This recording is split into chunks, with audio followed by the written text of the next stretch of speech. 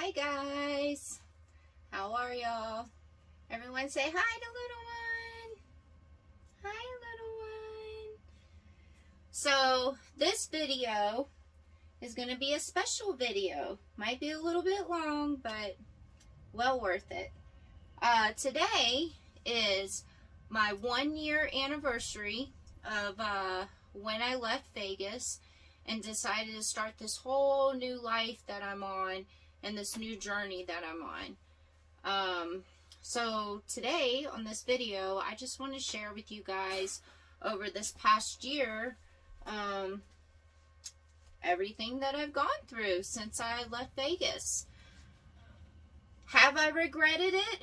Not at all. It was definitely the best decision that I ever made, leaving Vegas and working on myself and rediscovering myself and making myself happy again.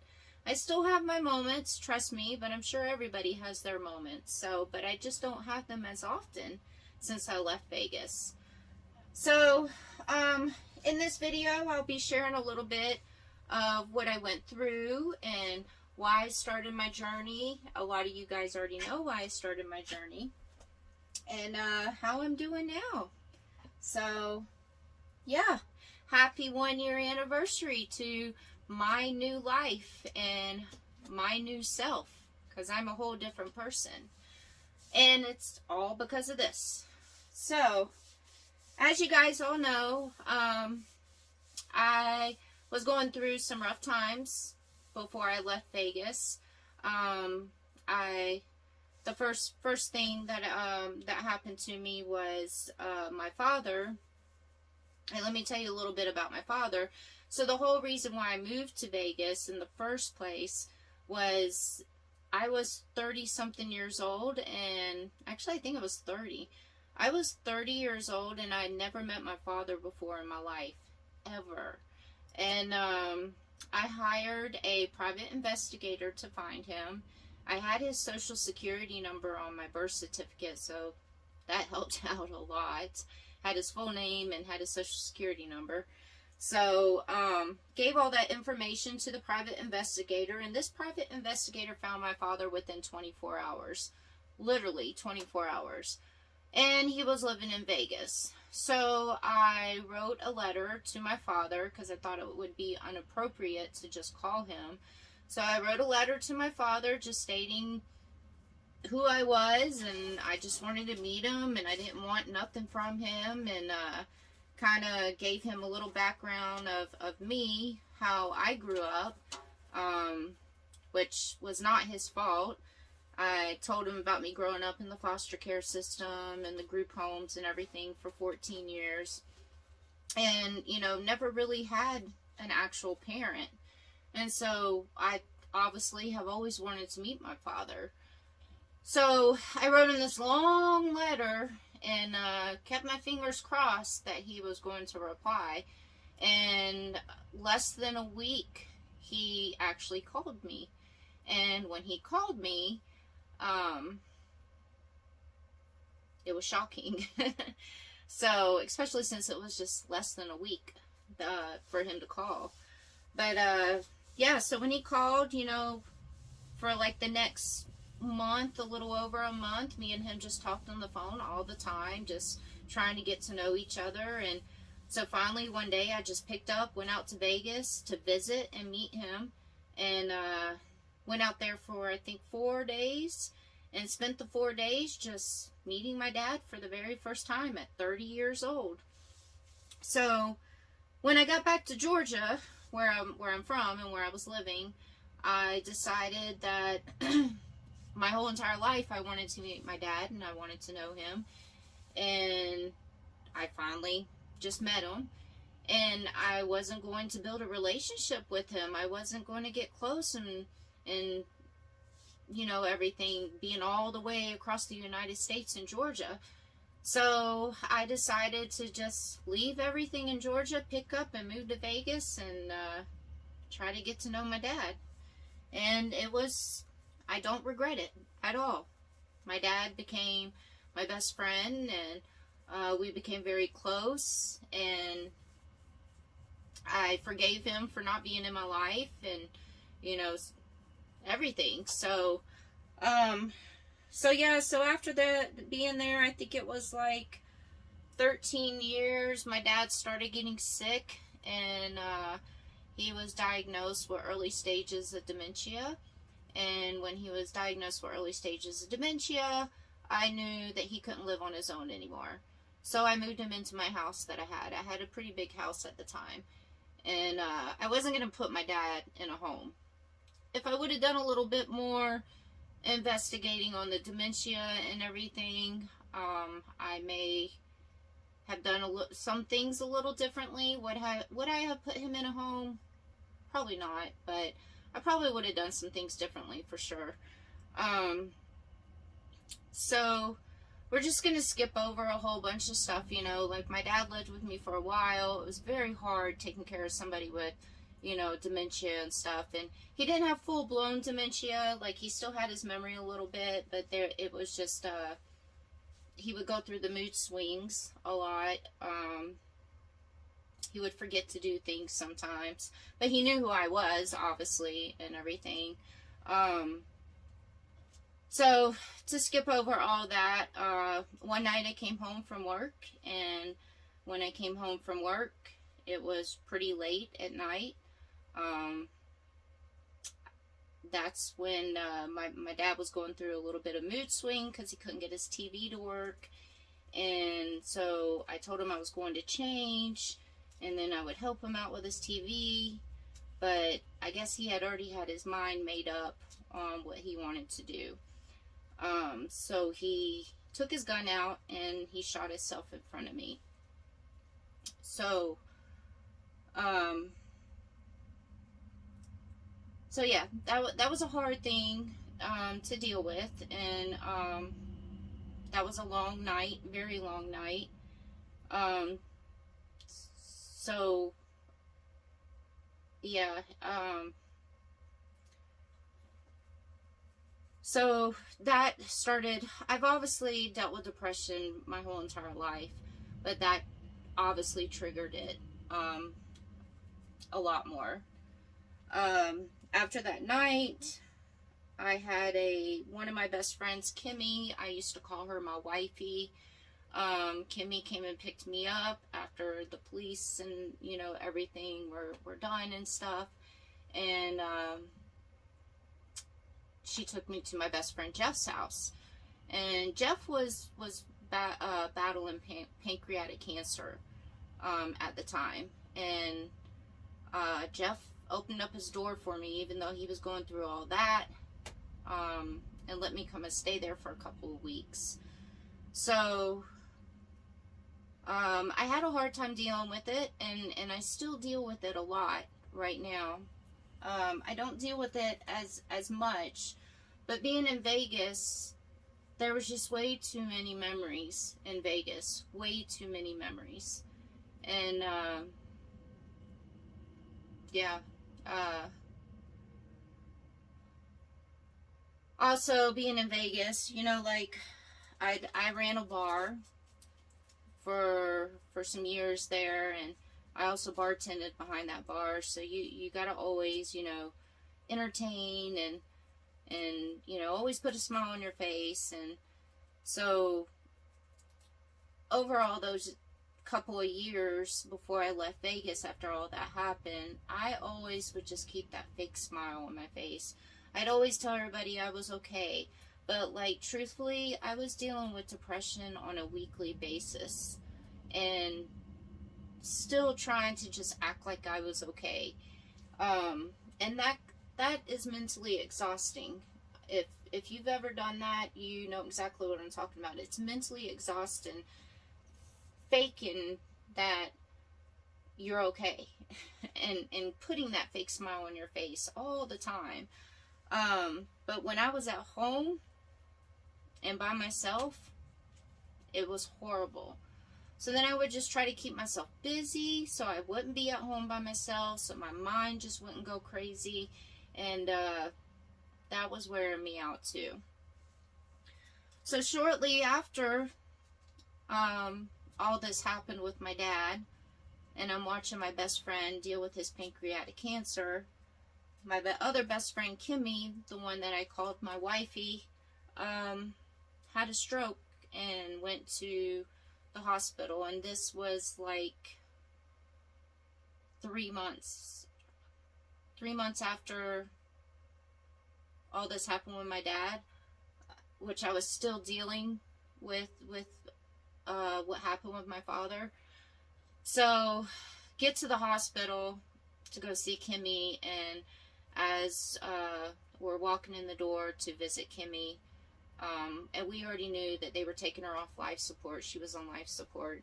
So, we were trying to get up there to say our goodbyes to her.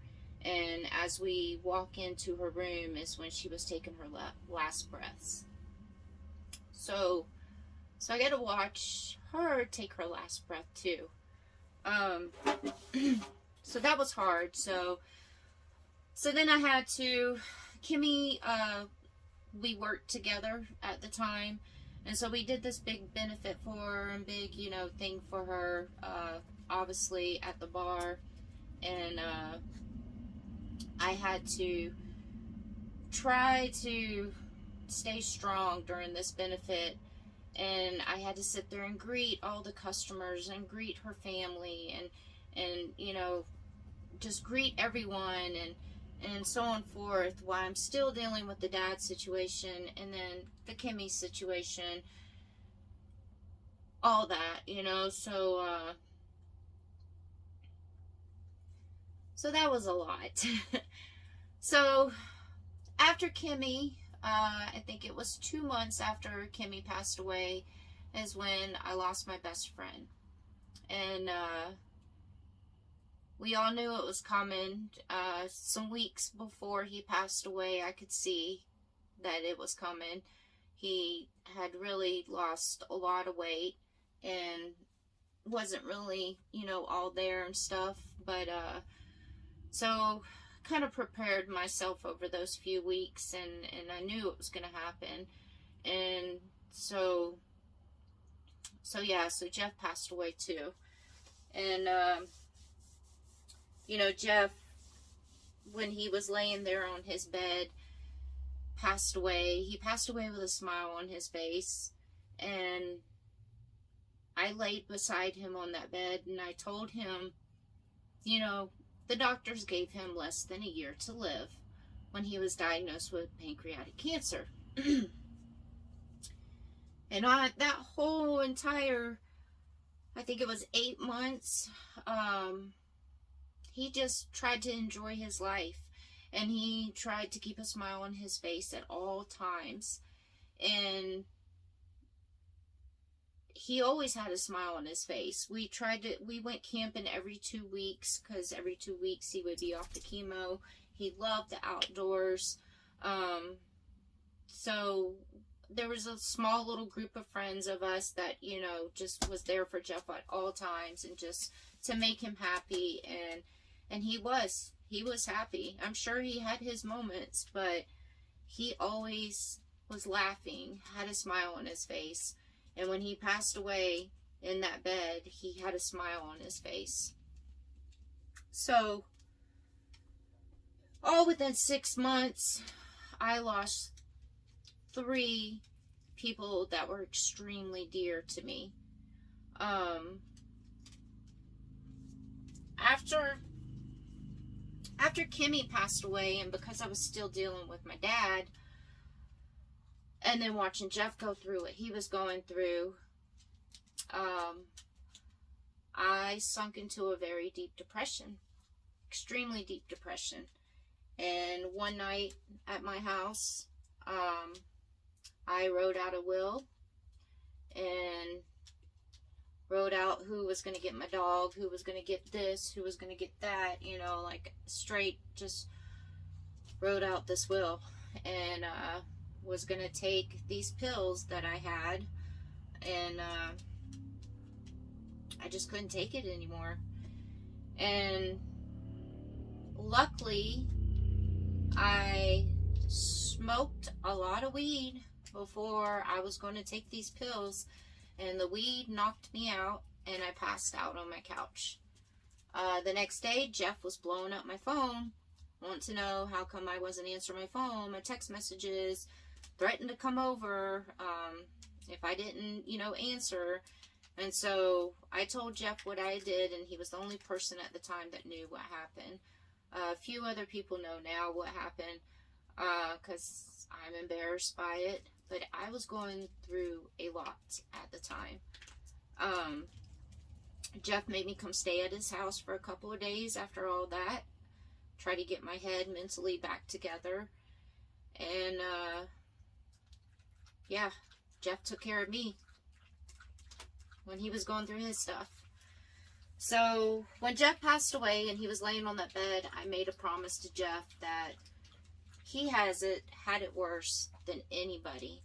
He knew that he had a time limit on his life, and he knew what that time limit was, and it wasn't that long.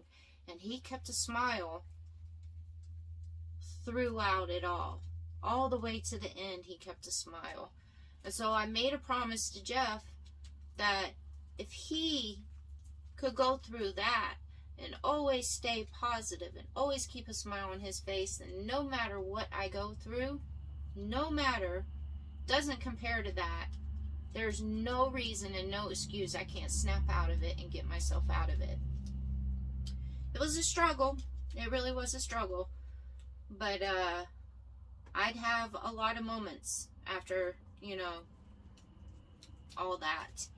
And like I said, I just faked me being okay and, so on forth all the time. And finally, I just knew that I had to do something to get myself back on track. I knew I couldn't dwell in all this all the time. I couldn't just, every time I'm at home, go through the depression and everything.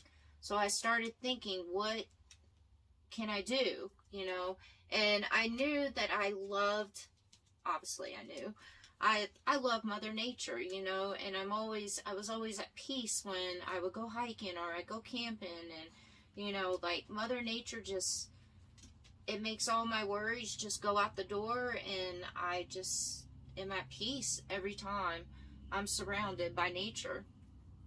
So I started thinking about things. I met a girl in Arizona. I took a trip down to Arizona, and I met this girl that kind of went through some similar things to me, and she had lost her brother to suicide. And when she lost her brother to suicide, she bought an RV and just started traveling across the states, and to concentrate on herself and make herself better, and so on forth, and I felt like that was a sign that I met this girl. Seriously. We had a lot in common, and very awesome girl, and we still keep in touch to this day.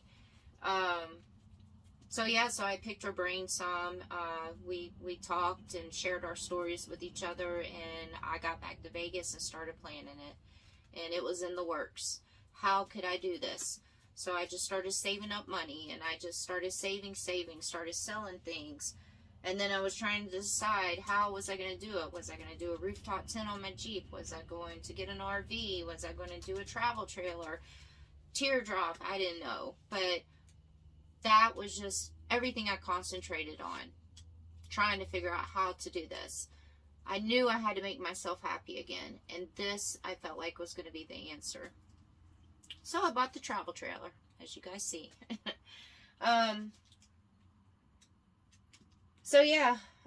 Before I go on anymore, I'm going to share some pictures with you guys of my dad and Kimmy and Jeff. So I'm going to share some pictures, and since they were the world to me, and so enjoy these pictures.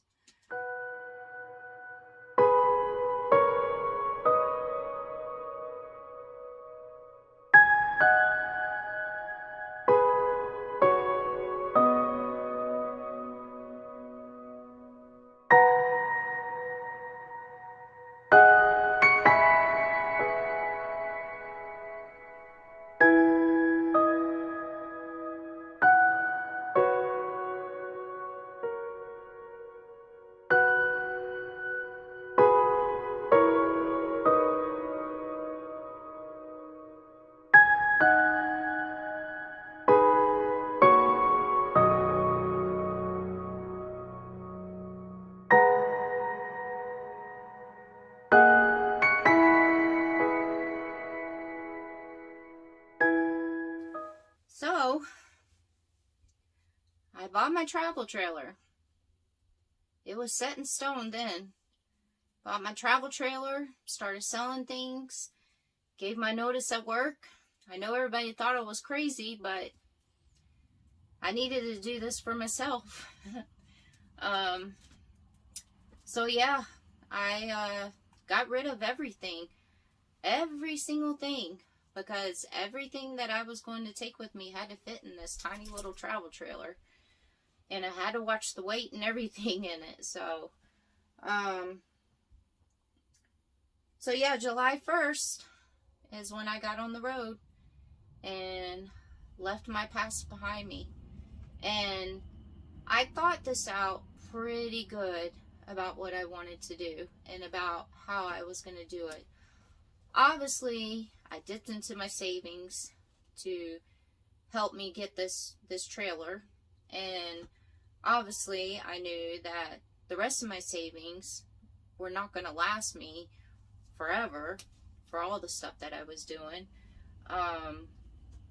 So I had lots of people, tons of people, because I had an Instagram page, and my Instagram page had a pretty big following on it already. Little one, come here. Had a pretty, come here. She's playing with her toy. She got it stuck. My Instagram page had a pretty big following already on it, and I used to always love sharing all my hiking adventures and all the places I would go to every time I would go out. Hold on 1 second. Little one, come on. There we go. How many toys you got stuck down here? Jesus Christ. Okay. So, I used to always have a lot of people tell me I should start a YouTube channel. So I did. I started the YouTube channel, and I was hoping eventually, you know, that I'd be able to do all this traveling and everything, and hopefully be able to support myself off of YouTube, and Patreon came later on down the road and stuff. But I knew that I was going to have to work along the way. I've supported myself since I was 16 years old, and I've lived on my own since I was 16. So I've always been a very hard-working person. I've never sat there with my hand out asking for handouts or, you know, money and stuff like that. So I knew it would take me a while to get my YouTube channel going and getting it up there where I'd be able to make the money off of YouTube and Google to be able to help with my travels and all that. I didn't expect it to go off as quick as it did. And it was a struggle. It was definitely a struggle trying to get my YouTube going. So yeah, I started the YouTube channel when I started traveling. And when I left July 1st and left my past behind me, oh, that's what I was saying, sorry.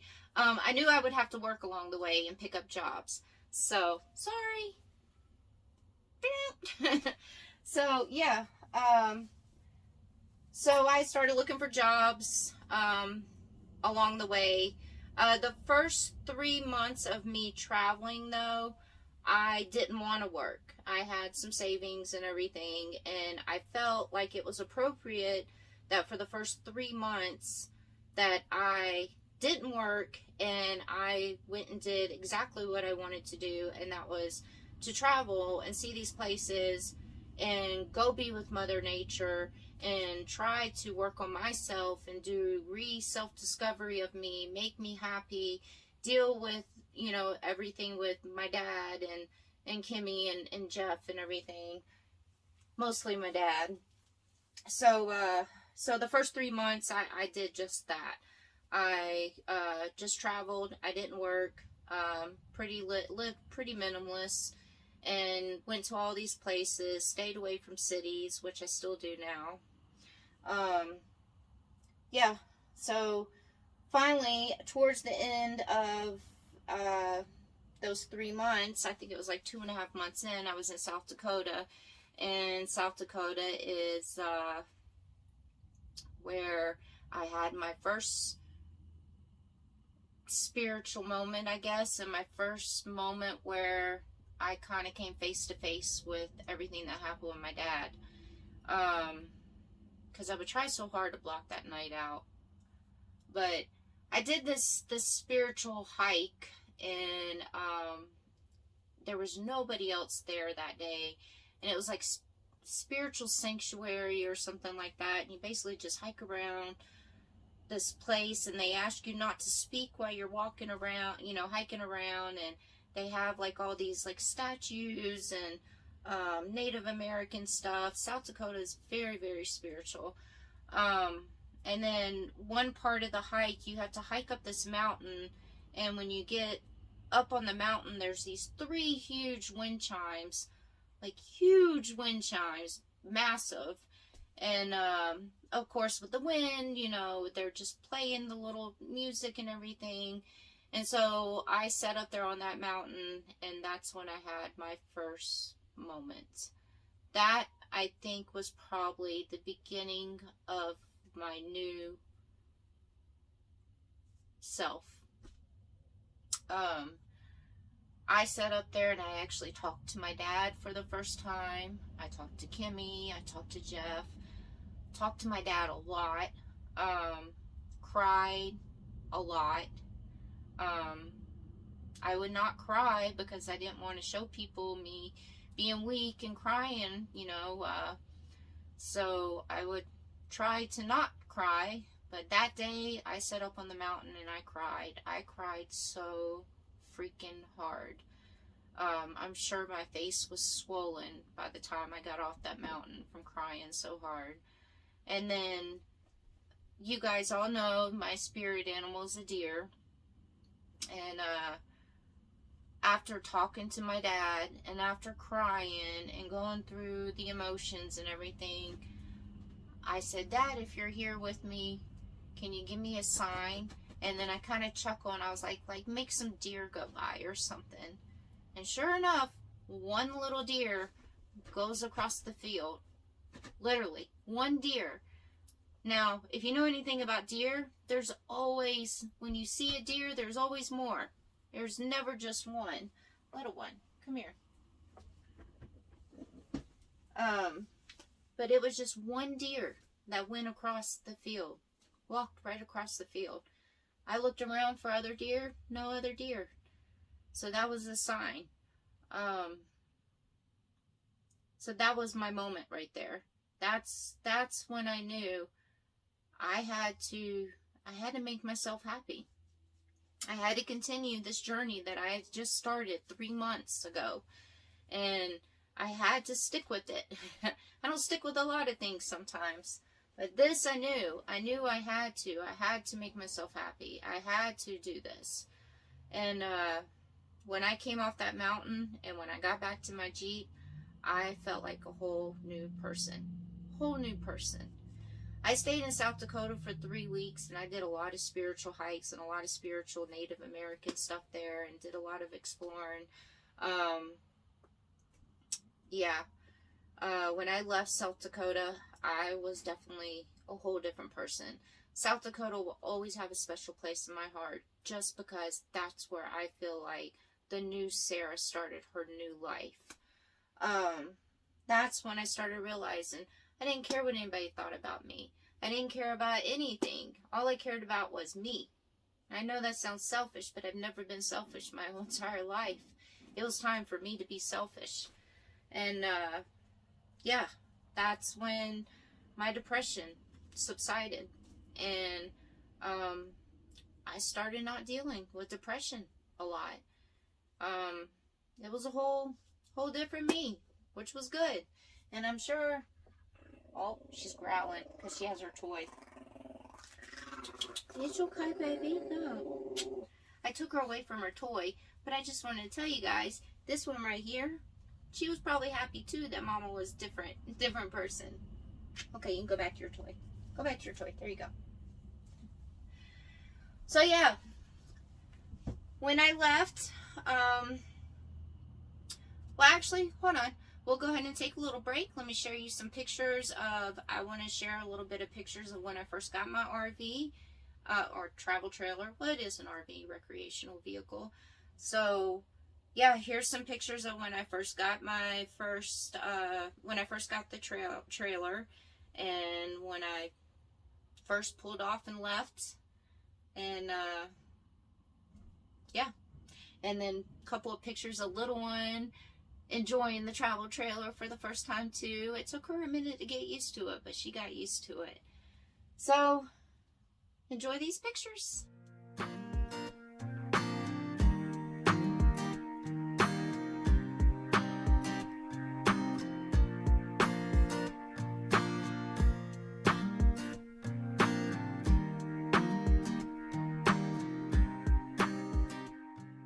So when I got on the road and started traveling and I left Vegas and was heading towards South Dakota, I went all through Nevada, the whole entire state. Wow, what a beautiful state. I lived in Vegas for 16 years, and some of the stuff, like in the northern parts and everything, I was amazed by. After going through that whole entire state, I went through Idaho, stayed for a little bit in Idaho. Then I went to the top part of Utah, spent a couple of days there. Then I went to, I might get this wrong, I don't know, Wyoming, and stayed for a little bit there. And then Montana, I only stayed for like 2 days there.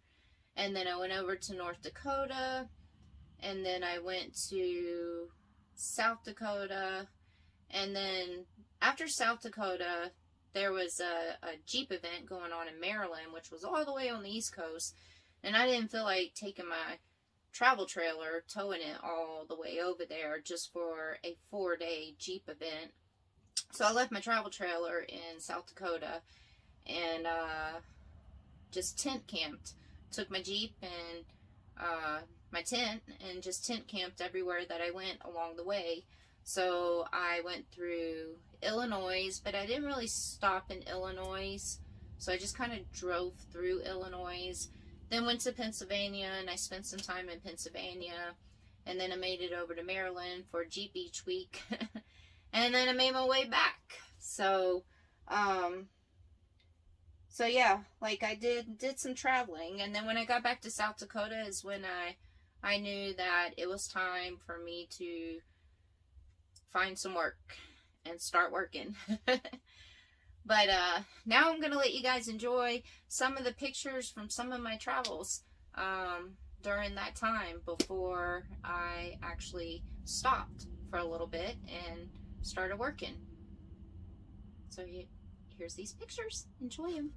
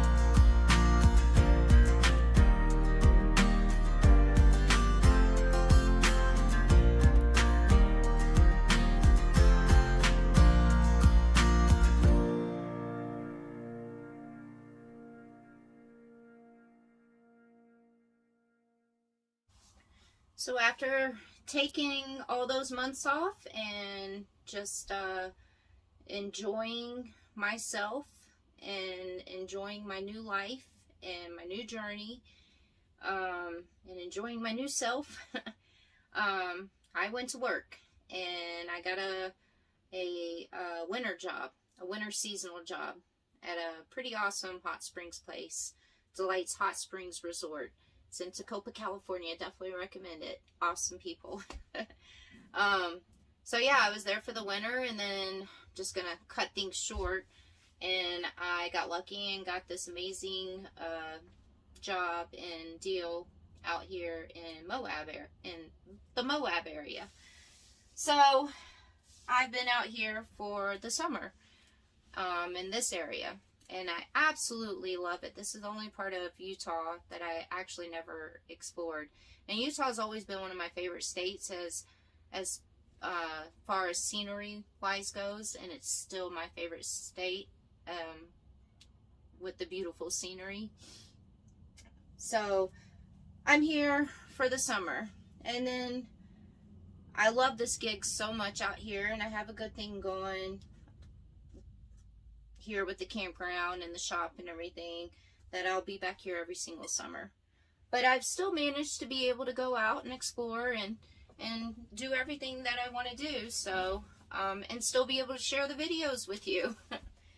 But yeah, so wintertime comes around this time. I preferably would not like to go find a winter seasonal job, and I would just like to travel some more and just concentrate on that and just be happy enjoying that again. So yeah, that's coming around the corner, and can't wait for that. Yay. But things are a little bit rough now. These gas prices are going up, food's going up, everything's going up now, because this is a crazy world that we live in now. And I'm still trying to get my numbers up on YouTube. I have to say, I did not expect all you guys to have so many subscribers and such great positivity with my channel and everything, all within less than a year. I do have to say I owe a huge thank you to Miss Old Wonder Hussy. Going and filming and meeting her definitely helped me out a lot. Made me meet a lot of you guys. So, she's an amazing lady, and I just want to say a huge thank you to her. And we still keep in touch, and she's actually coming out here to visit me sometime soon. I won't say when, but it's pretty soon. But yeah, we had so much in common when we met. It's so funny. We lived in the same town. Everybody kept telling her about me. Everybody kept telling me about her, which I already knew about her, obviously. So yeah, when we met, we had so much in common, and I wish we would have met a lot sooner, just to get to hang out more and get to know each other more. But since I've left Tacoma, we've kept in touch, and as you know, she's coming to see me, so, and can't wait to see her again. But she helped me out tremendously, so I owe a lot to her. I had already, before I met her, had already reached my 1,000 subscriber mark that you need to be monetized off of YouTube. But I was still working on those watch time hours. That was hard, those watch time hours. So she definitely helped me out with that.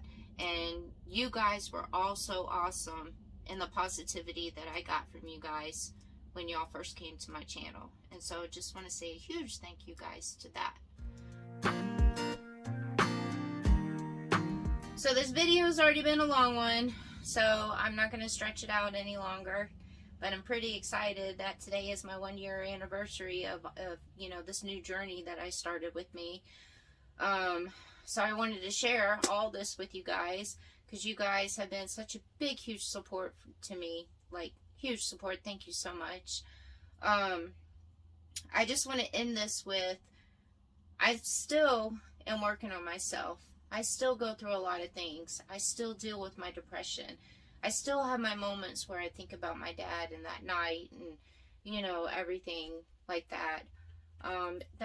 It's something I am always going to have to live with, that night.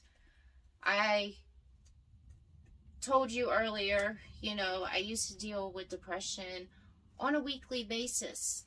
I now maybe deal with it maybe on a monthly. When I say monthly, I mean like maybe once a month. I have my moments of depression.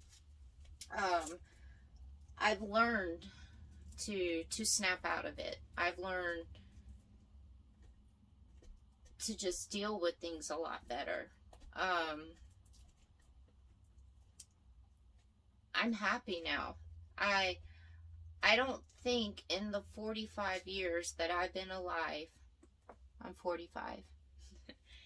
In the 45 years that I've been alive, I don't think I've ever felt this way. I